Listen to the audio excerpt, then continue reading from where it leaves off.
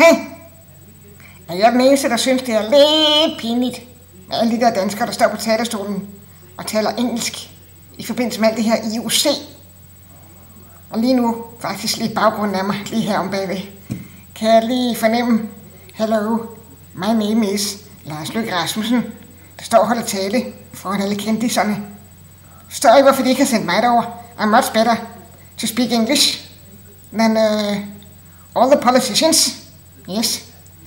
Og så står ikke alt den her hype. Altså ja, der er nogle kendiser, men jeg er der ikke. Det er for dårligt. Jeg burde have været der.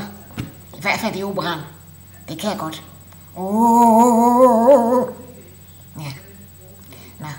Men Obama rejser hjem i morgen. Når han kommer i morgen, han rejser hjem i morgen, så er det slut. Så er der ikke nogen, der gider at høre om det mere. Men ja, det var bare det, jeg vil sige. Hej!